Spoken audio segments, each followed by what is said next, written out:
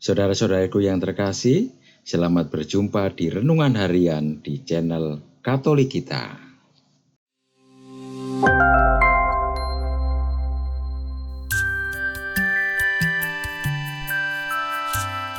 Hari ini, Jumat, 29 Agustus 2025, peringatan wajib wafatnya Santo Yohanes Pembaptis.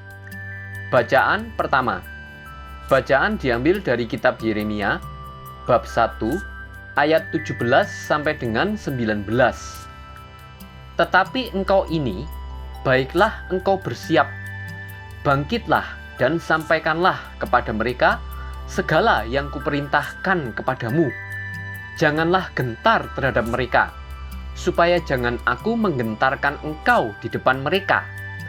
Mengenai aku, sesungguhnya pada hari ini, aku membuat engkau menjadi kota yang berkubu, menjadi tiang besi, dan menjadi tembok tembaga melawan seluruh negeri ini, menentang raja-raja Yehuda dan pemuka-pemukanya, menentang para imamnya dan rakyat negeri ini.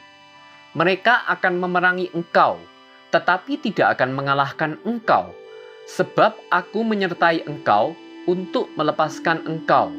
Demikianlah sabda Tuhan. Syukur kepada Allah. Bacaan Injil.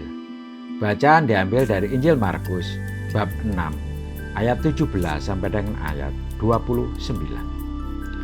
Sekali peristiwa, Herodes menyuruh seorang menangkap Yohanes dan membelenggunya di penjara demi Herodias, istri Filipus saudaranya, karena Herodes telah mengambilnya sebagai istri. Sebab Yohanes berkali-kali menegur Herodes, "Tidak diperbolehkan bagimu mengambil istri saudaramu." Karena itu Herodias menaruh dendam pada Yohanes dan ingin membunuh dia.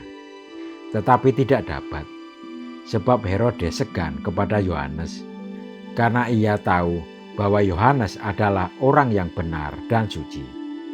Jadi ia melindunginya. Ketika ia mendengarkan Yohanes, hatinya selalu terombang-ambing, namun ia merasa senang juga mendengarkan dia. Tibalah kesempatan yang baik bagi Herodias ketika Herodes pada hari ulang tahunnya mengadakan perjamuan untuk pembesar-pembesarnya, perwira-perwiranya, dan orang-orang terkemuka di Galilea. Pada waktu itu anak perempuan Herodias tampil lalu menari, dan ia menyenangkan hati Herodes dan tamu-tamunya. Raja berkata kepada gadis itu, "Mintalah kepadaku apa yang kau ingini, maka akan kuberikan kepadamu." Lalu bersumpah kepadanya, "Apa saja yang kau minta dariku akan kuberikan kepadamu, sekalipun setengah dari kerajaanku." Anak itu pergi dan menanyakan kepada ibunya, "Apa yang harus kuminta?" Jawabnya, "Kepala Yohanes Pembaptis." Lalu cepat-cepat masuk menghadap raja dan memintanya, "Aku mau supaya sekarang juga engkau memberikan kepadaku kepala Yohanes Pembaptis di atas sebuah pinggan." Sangat sedihlah hati raja, tetapi karena sumpahnya dan karena tamu-tamunya, ia tidak mau menolaknya. Raja segera menyuruh seorang algojo dengan perintah supaya membawa kepala Yohanes. Orang itu pergi dan memenggal kepala Yohanes di penjara. Ia membawa kepala itu di sebuah pinggan dan memberikannya kepada gadis itu, dan gadis itu memberikannya pula kepada ibunya. Ketika murid-murid Yohanes mendengar hal itu, mereka datang dan mengambil mayatnya, lalu membaringkannya dalam kuburan. Demikianlah sabda Tuhan. Terpujilah Kristus. Saudara-saudaraku yang terkasih, sebagai seorang raja, Herodes seharusnya berbuat adil dan benar. Namun demi kesenangan dan kepentingan sesaat, serta demi harga dirinya, ia mengambil keputusan yang keliru meskipun itu keputusan salah. Karena ingin menyenangkan keluarga dan sahabatnya, ia memerintahkan agar Yohanes dihukum mati.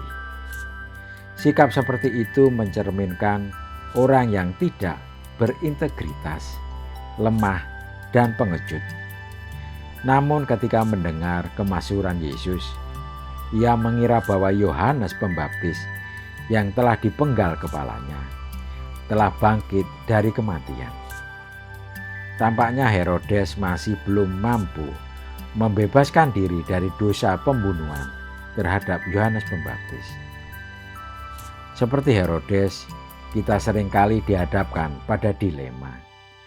Dalam situasi tersebut, kita mesti percaya kepada Allah yang mencurahkan kasih karunia dan memampukan kita untuk mengalahkan ketakutan dan kelemahan kita. Apakah kita membuka hati terhadap tuntunan Allah? Apakah kita masih memiliki integritas dan keberanian ketika mengambil keputusan yang sulit? Marilah kita berdoa. Tuhan, berikanlah kepada kami kekuatan dan keberanian untuk tidak mundur dalam menghadapi kesulitan dan pencobaan. Amin. Saudara-saudariku yang terkasih, terima kasih atas kebersamaannya di dalam renungan harian ini. Kita akan berjumpa kembali di renungan harian berikutnya. Berkah dalam.